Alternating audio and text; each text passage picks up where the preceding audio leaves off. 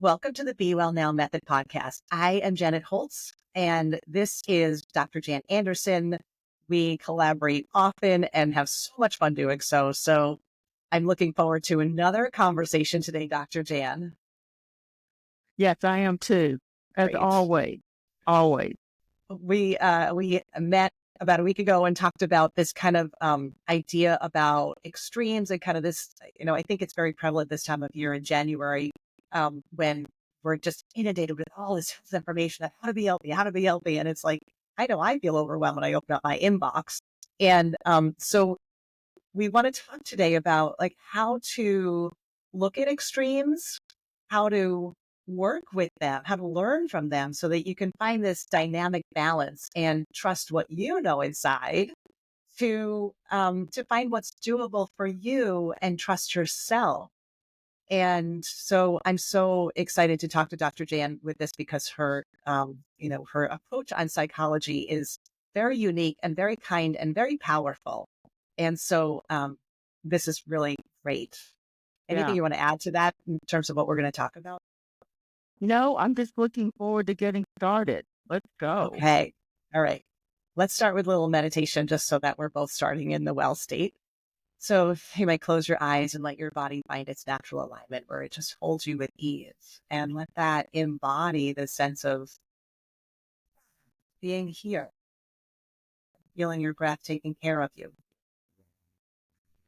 Take a moment just to acknowledge that you are in a body with a very wise and knowing and nourishing heart and a very intuitive center, and that there is great wisdom in what you know inside. So just settle into that. And even if you're feeling a little scattered or tense right now, that's all part of this fullness, this inner wisdom. So allow everything to be here. Feel your breath moving in and out and letting that connect you to this center of knowing in your body. Let that extend out into your arms and your legs and your head, and allow your body to move in some way. Maybe it's a strong, expansive movement if you're feeling anxious, or maybe it's a light, gentle movement if you're feeling tired. Just allow your body to use energy to nourish you. Allow your body to take care of you. This breath, this movement is your body's wisdom to take care of you.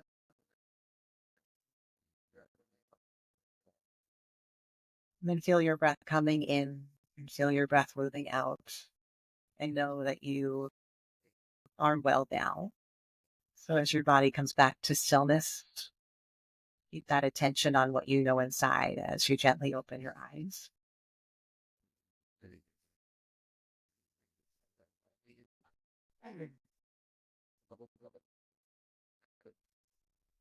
So, anything you want to reflect on from that? I feel like that is so Just, we don't do this, in ordinary life or mainstream American culture. It's just not something we do to really come into our body. And the only other thing I'll just add, it's kind of interesting. I do feel like that when we do something like this, and I, take in as much as I can, it doesn't last long, or just my mind wanders around, and but it's just kind of interesting. It seems like that my voice gets a little lower, or that, in other words, when you're it's not high and anxious, or you know what I mean? It does have this, I feel my voice just kind of nice.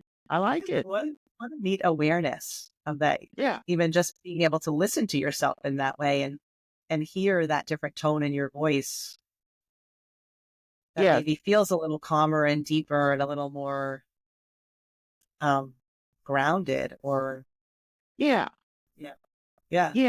Like it's like the okay, one of your big things and contributions, I think, to your work is motivation.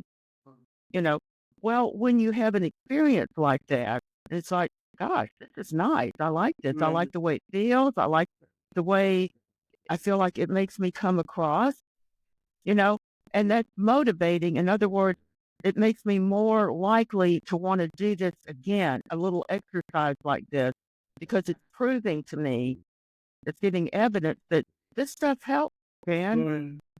This Right. isn't just some little, oh, you can do it or not, or, Right. we don't have Yeah. time, or Yeah. that's silly, or whatever. It's Yeah. like, no, actually, this is pretty cool. Yeah.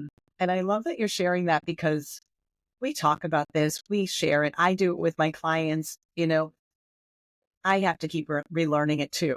I think that we all have to keep relearning it. We all have to keep remembering it. And we only remember it as we experience it in our body and even talk about it, which is why coaching and therapy work so well, because when you express it verbally and share it, it integrates even more. But I Yeah, like how you're saying that that awareness comes through because it's unique to this moment and what you're noticing now. yeah. And I'm going neuroscience, but it's like that part of the brain that compares relative reward, that Yeah. part of our brain that's designed, it's wired to go for what feels good and avoid what feels bad. Well, I'm working with my brain, Yeah. to like, Yeah. hey, this feels pretty good. Um, I, I want to do this. I would like to cultivate this. Mm. And I'd like to point out that it feels good because it feels good in your body. So you're working with your body and brain together, body, brain. I like kind of Yes, we can't separate those two. So your brain and body are working together. And your yeah, heart too. Your heart says, hey, I like that feeling. yes, Yeah. yes, Feel, and that really does bring us to our first kind of key point in this conversation, which is this sense of extremes. I think the first point is that what is marketable is not sustainable. And what is marketable, what marketing uses to get you to take action is extremes.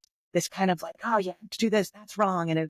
And those extremes, I mean, this is proven in marketing science, that those extremes are grab attention and they are what make you want to buy something, change something. Oh my God, I'm doing that wrong. I got to do this. And you're just taken away on it. So the awareness that people are going to use extremes to get you to do something, whether it's a commercial or whether it's an Instagram post or whether it's even your doctor saying you're going to die if you don't exercise, like we yeah, will use those extremes. I mean, I've used it with my kids, you don't clean your room. We're not doing this, like we use it because it works. It yeah, works. But being aware of when someone is using extremes or when you're kind of hijacked by extremes is that first step to being able to use them, which is the second point we want to dive into. But I'd love to hear your take from a psychological standpoint of yeah, that those extremes don't work. yeah. Um, well, they can be very appealing, you Mm. know. So what you and I were talking about before, we recorded this is how I guess the way I like to think of it is look at the extreme and okay, look for the good, Mm. or what is it that if I brought in a homeopathic amount of that, Mm. that could be really useful. So Yeah. instead of like drinking the Kool-Aid, and just going in, Yeah. with all in, it's like, no, but there's something about that it has an appeal. What is it? And how Mm. can I bring it in? So when I think of especially this side that's prominent right now, this time of year, is Yeah. the extreme or radical approaches, crazy, things. Well, what is it that's appealing about that? Well, there's a certain intensity to it, Yeah. Yeah. you know, and to me, okay, um, I can channel an amount of that intensity into just being motivated, Yeah. having a certain amount of passion about it, or interest, you Mm. know, or Yeah. commitment, Right. drive to do it. I don't want it to that extreme, because what I know is that, well, number one, it's crazy. And crazy can be really fun, but Yeah, but number two, but really, maybe even, just as importantly, well, maybe that's why it's crazy. It's not sustainable. Human beings don't Yeah. function this Yeah. way of living in an extreme 24/7 all the time. So it's like to be able to discern that and look at that, and it's like, okay, that's not good. But Yeah. there's something you have though that, it's like, okay, you have a seat at the table. So what Yeah. is it that we could use from that world? And it's like, hey, you know, it's like you got to make it somehow appealing, exciting, fun. Yeah. Yeah. We want fun. I think there's different personalities for this too, right? Like if you have more of like an ADD kind of personality where it's like boredom is like death, Yes, yes, routine is death, the box is death. yes, And you really go towards those, or you're one of those people who need the container. So we were kind of diving into the second and third points, but I think so. This first point is really just to reiterate and kind of restate what you're saying is that extremes are used to be motivating, but we're not meant to stay there. And so just to like what we just did, like pause, start by pausing. This is why, in the Be Well Now method, the first step is to be, if we just stop. So just to notice, oh, okay, someone's giving me information and it's kind of like, oh, wow, this is really almost using that feeling of getting an extreme piece of information as a wake up call to pause rather than a wake up call to kind of, you got to chase it, to just take a yes, second and say, oh, okay, this is an extreme. This feels extreme. All right, I've got to pause, not chase this, and just notice, okay, not sustainable. And then move to the second step, which is what we were talking about and you started talking about, which is, all right, how do I use that? There's something in there that's appealing to me. There's something in there, but what is it? And what can I do to bring it to the middle? So yeah, the second part is this integration of extremes, yeah. this balanced dynamic doability, this dynamic balance kind of concept of how do you then pull in the extremes to the center? I guess another way to put it that I think would be helpful for someone to know is Yeah. that, again, what I've learned from you is, you know, for motivation, you need to feel something. You, Yeah. you can't just talk yourself, you Yeah. know, into it or use some kind of mind game to try to Yeah. push yourself into it. It's like it feels so there's an emotion, there's feeling that's going on Right. in the extreme. So it's like, yeah, so I need to feel something because that's what's going to help me motivate to do something that Yeah. that works for me. Yeah. So it's almost like those extremes can bring you into your body and what you feel. And you could work with that feeling of, oh, I feel this now, but what do I want to feel? I don't want to feel Yes, guilt, shame, and fear, but that's not what I want. Um, what do I want to feel? So almost working with those yes, feelings is the way to kind of integrate that dynamic balance. yes. And if I can add on to that too, Yeah. it's like the downside of going all in with the extreme is Yeah. that number one, what I know is it's not doable or sustainable. But if you've bought into it, when you can't do it, now there's going to be shame, guilt, frustration. It's like, it's not going to be good, you know? Yeah. So, and then, guess what? Yay, you can avoid all that. Just don't drink the Kool-Aid to start with.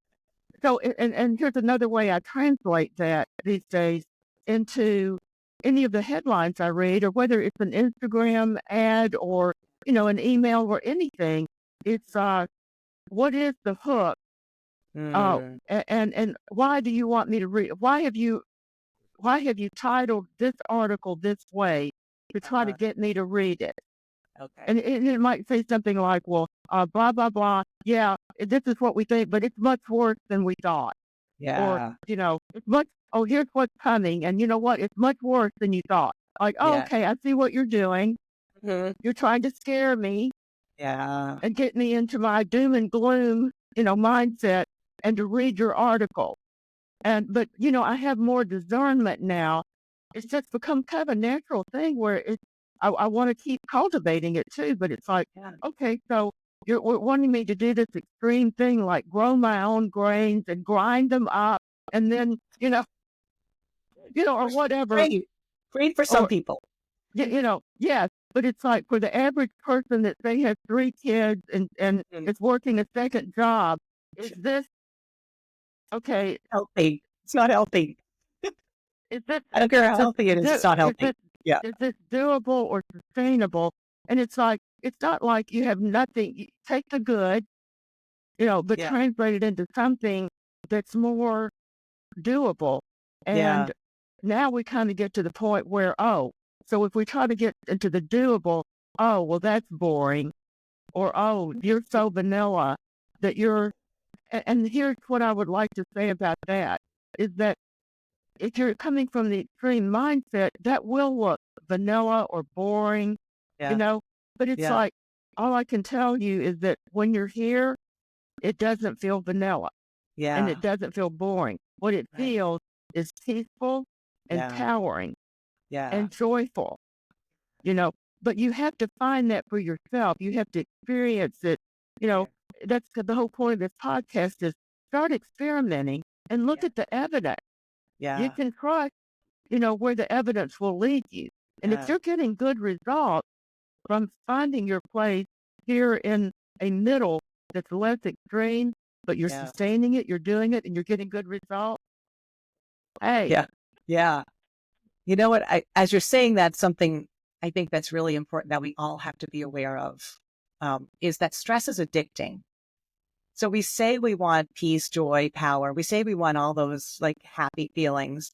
But really, if we've been seeped in this guilt, shame, fear way of yeah, motivating and yeah, conversation and all of that, that's addicting. And that is socially acceptable. I was talking to a client last night and she was like, yeah, all my friends were sitting around talking about how much they hate their bellies. And then I started, oh yeah, I look like I'm this and that is, it's addicting, right? It feels like we're doing something about this problem of our gut that the media has told yes, us is a problem. yes, And it it now it's socially acceptable if all your girlfriends are saying the same thing. If you said, I love my big belly, like they'd be like, who are you? So I yes, think that we also need to be very aware of that stress is addicting. So we can get very caught up in chasing fear, yes, guilt, and shame yes, without even realizing it and getting stuck in what's putting us in those states and feeling yes, very uncomfortable with peace and joy. Like yes, Brene Brown says, like foreboding joy. I think we forebode peace, joy, and power because we're worried that they're not going to last. No, they're not going to yes, last. But we forebode joy because it's like, oh, everything's good. When's the shoe going to drop? yeah, Like we're living in some thriller movie or something like that. So I think that yes, we have to be very aware of that play of emotions, that the quote unquote positive emotions scare the heck out of us. And yes. we can get very comfortable with guilt, shame, and fear as the place we live. Or I like what you're saying about stress is addictive. I think of clients I Yeah. work with too, where Yeah. let's say it's a relationship that's a Yeah. power struggle, Yeah. and it's like, you're addicted to that, Yeah. Yeah. and it is stressful, Right. and it's hard to let go of that, Yeah. because if you let go of it, it's kind of, oh my goodness, you just kind of Right. drop into the void, or you don't feel anything, or Yeah. that's Yeah. scary. I'd Yes. rather have the stress than the power Predictability. struggle. It Yeah. feels familiar. Yeah. I've Changes lived and in it my whole life. Yeah, so that's, glad you're bringing that up. That's a key point mm, that you can, but when you're aware of it, you can talk to your client about it. right. Yeah. You Yeah. can work with it versus just Right. missing, Yeah. why are you still in this relationship? It's Yeah. so, why Yeah. don't you just get out of it? It's so Right. stressful. Well, Right. stress is addicting. That's why you're Right. still Yeah. in it. Yeah, exactly. Uh, Right. And just to be aware of, oh my gosh, yes, it's very uncomfortable to not be in that pattern. And same thing with our relationship with our bodies. Why are we still in that relationship of hating on our body to be motivated?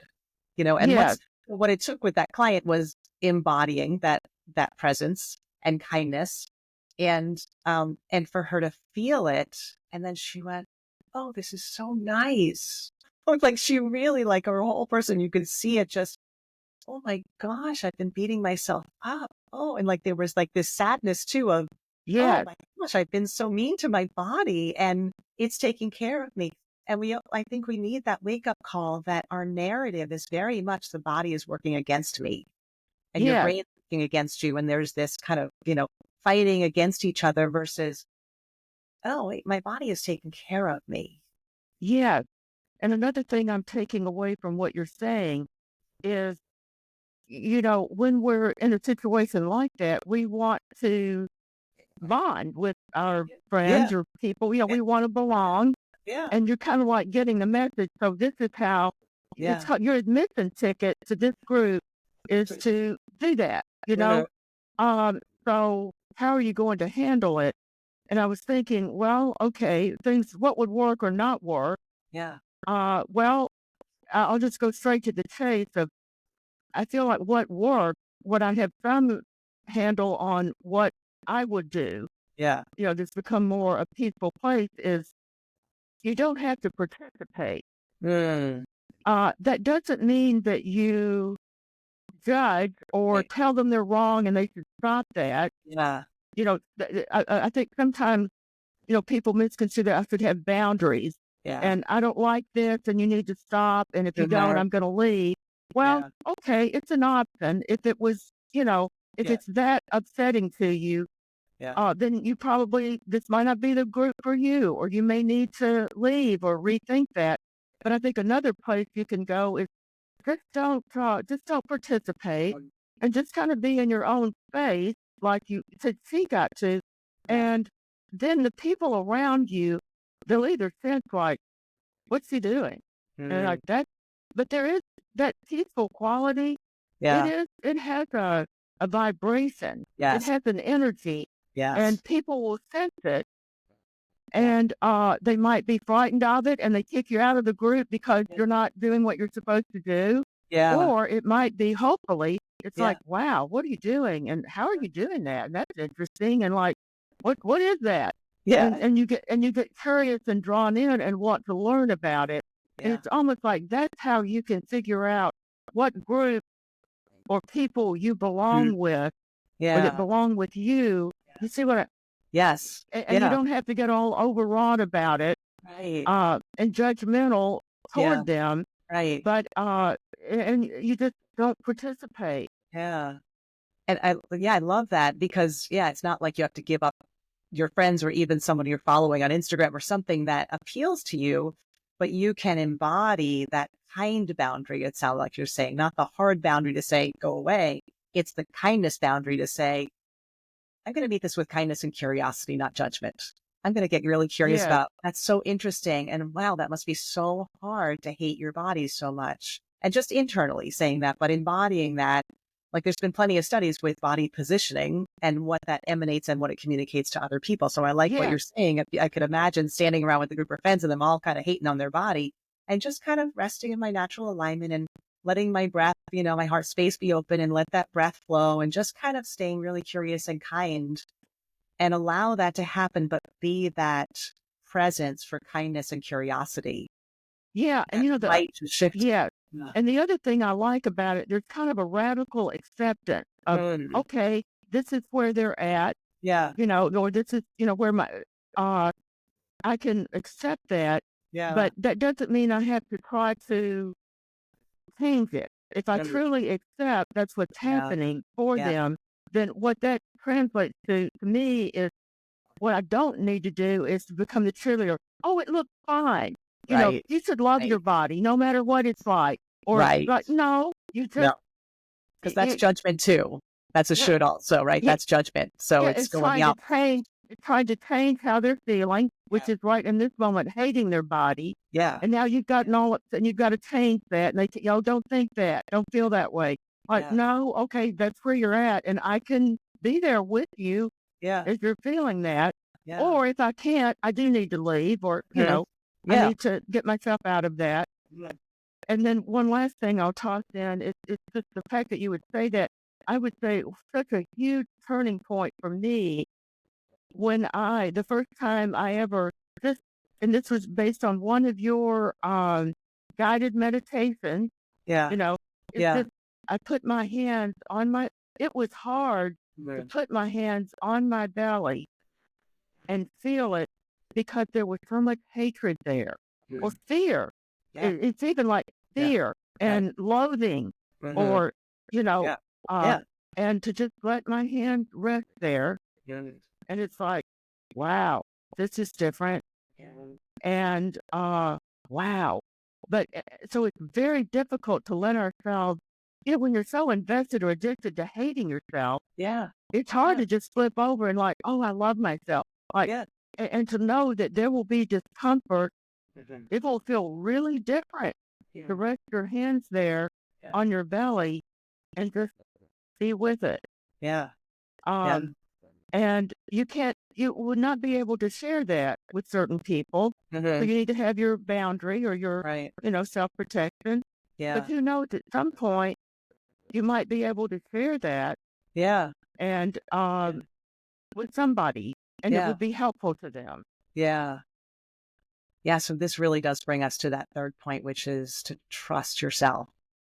And that's a process. It's a process, just like you said. It's not instant, like, oh, I love my belly. I put my hand on it. It's okay, that's different. Okay, yeah, I really need some healing there and Yes. allowing it. Yeah.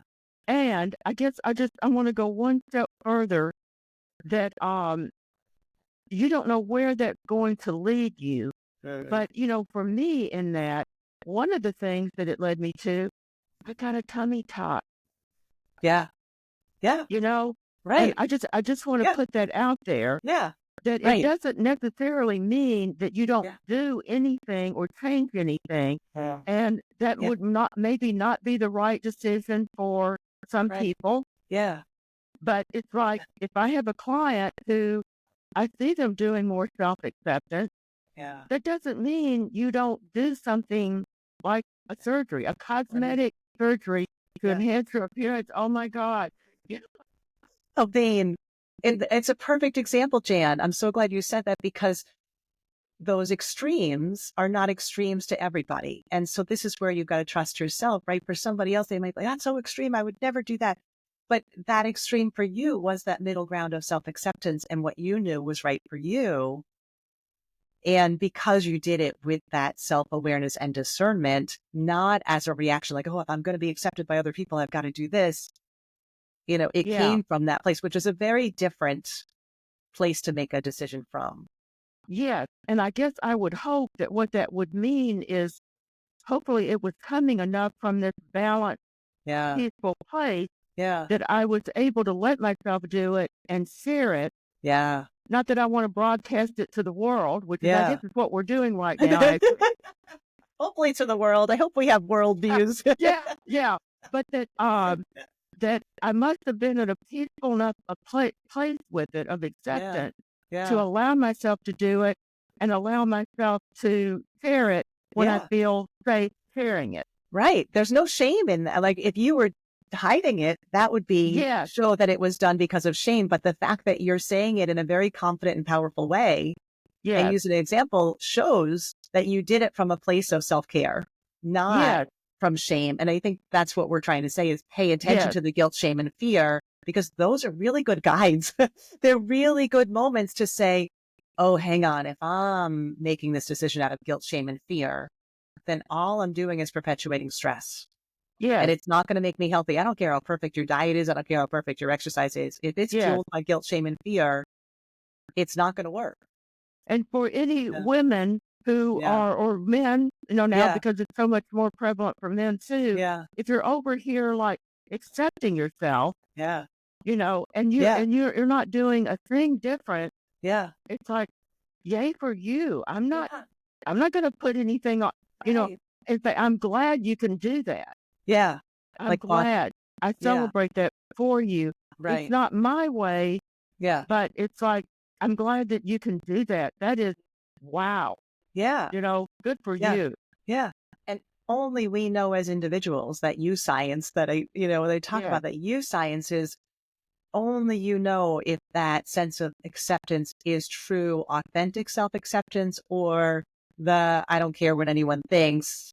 And you're really ignoring what your body's telling you for the sake of self-preservation Yes. versus authentic, like, no, this is really right for me right now.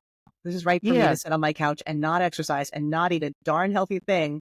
This is what I need right now. This is what this is what's sustaining me right now. Yes. Yeah. I'm glad you're bringing that up too, that,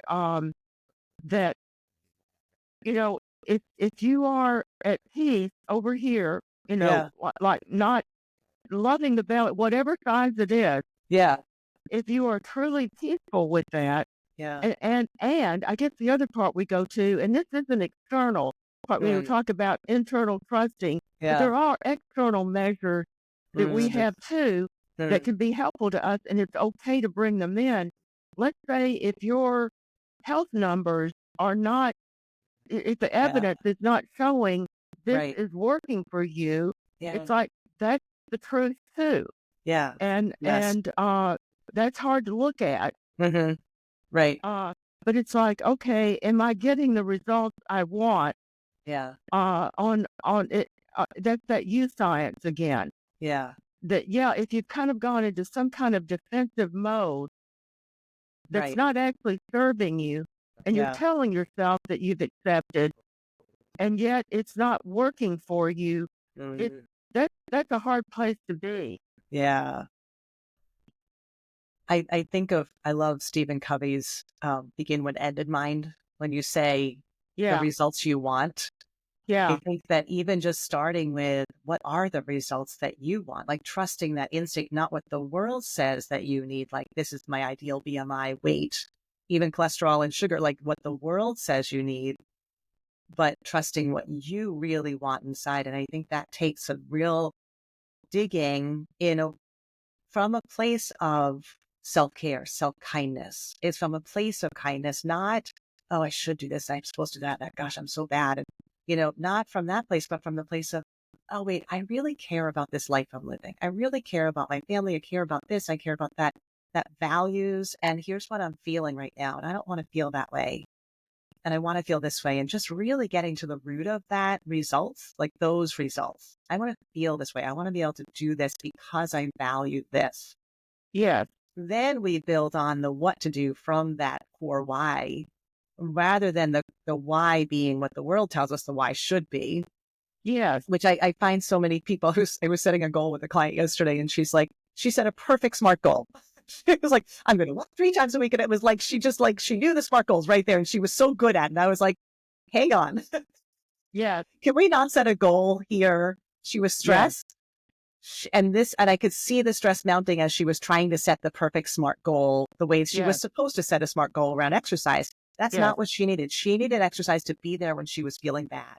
yes, She didn't need exercise yes, to be this other thing hanging up. I said, what if we just let that stressed feeling be your reminder to get out and walk? What yes, if it was just the resource that you needed in that moment? Because you know that walking for 10 minutes is probably going to make you feel better because you've experienced that. So yes. what if you just use that internal feeling of stress as the goal or the reminder to do that? The awareness. The awareness, right? And every time you feel stressed, rather than 3 times a week, kind of this box, this every time I feel stressed, I'm going to do this. So it's a very internally driven. And then she said, that's just what I need. Yes. And I saw her whole thing soften. And she's like, but I do need some external. I need something. So I forget what Yes, we decided on, but we decided on some external kind of support, kind boundary support for that. But it yes, wasn't like she was trying to force herself into something that she should do. It was now I've got a resource for this really stressful time in my life.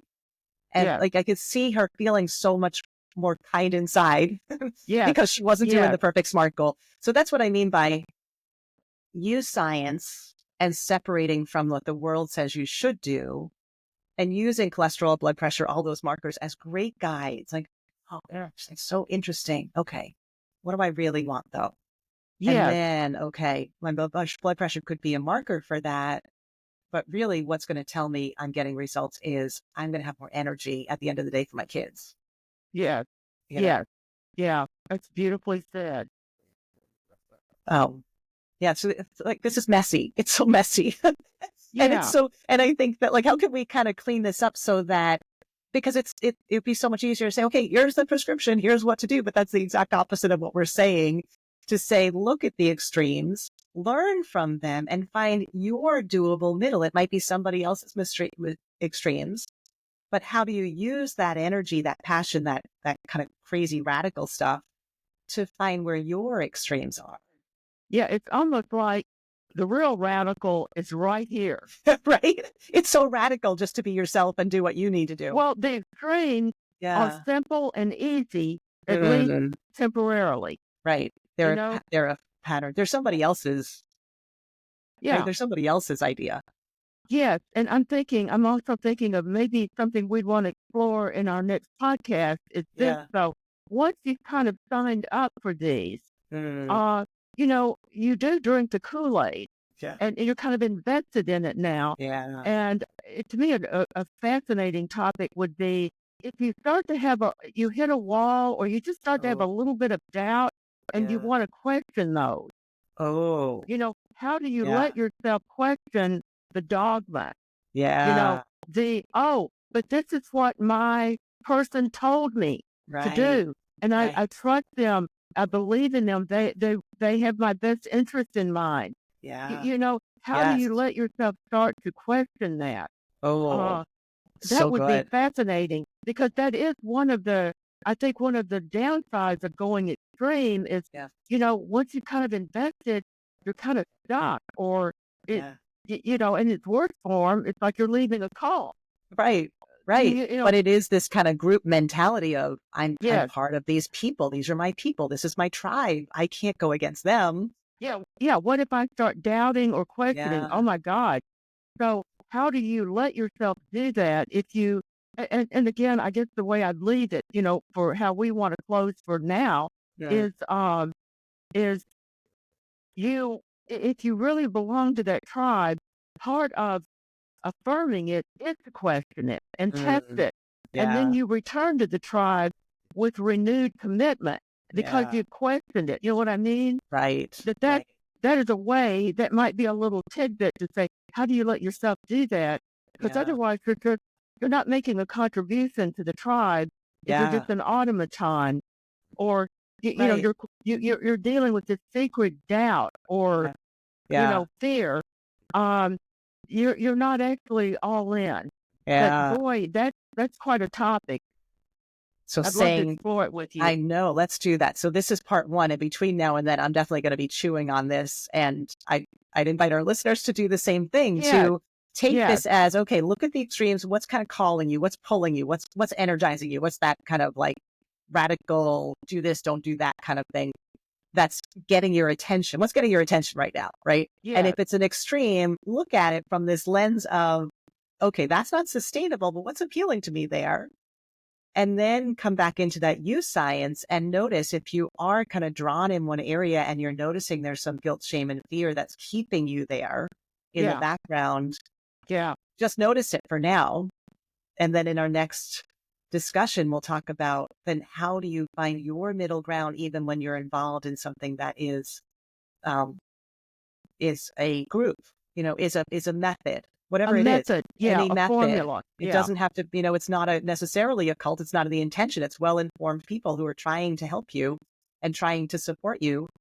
But if you have that little hint of, oh, this doesn't feel quite right, then what do you do hmm, to make yeah, sure that you're staying in your middle ground, not somebody else's extremes for you? yeah, Is that yeah, what, yeah, did I sum that fascinating. up? Okay. Yes, and again, I can't wait to talk about it. Me too. I know. Every time I feel like we like go down these rabbit holes. I'm hoping that everyone listening is kind of coming away with something. And I'll just summarize real quick and please add anything. But just, look at those extremes, pay attention to the extremes. They're really good information. And what are you looking at in that? And then notice if guilt, shame, and fear are that comfortable place that you're living as motivation and where you're staying. And what do you really want? What do you really want? Yeah, Would you be comfortable with joy and peace? And what would that look like?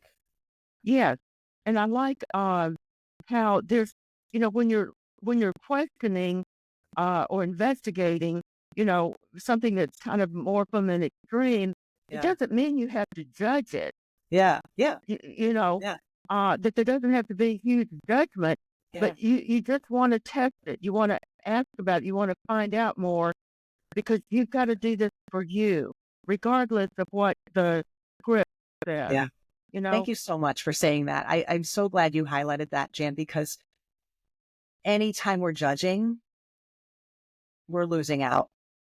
We're and missing that something. and Yeah. that's why. And I'm sorry. I'm just one last point though, and that's why if there's something from an extreme that it's like it's not about judging it. It's actually looking for what have you got that's really cool there Yeah. that Yeah. I want to integrate it? I Right. may not want to do it to that degree, Yeah. but there's something valuable that you have going on here. Yeah. That's to me, that's the antidote to the judgment. It's kind of like honoring that, Yeah. you know. Uh, It's I yeah. just love it. I I love love it. it. And judgment is going to be our first, like you said before. Judgment is going to be our first. We're human beings. It's going to be our first thing. But noticing when we're judging and then getting to that discerning curiosity. Like if someone said, "Oh my God, she had a tummy tuck. That's awful," and starts judging it, might say, "Oh, but that's so interesting. I wonder what would be my version of that. That might, Yeah, what might bring me yes, some peace. It might not be a tummy tuck. It might be something else, but I'm so curious about that." And that curiosity and kindness are the way to shift from the judgment first response to the second response as yeah, curious and being able to learn from yeah, other people's experiences to cultivate your own with discernment. yeah.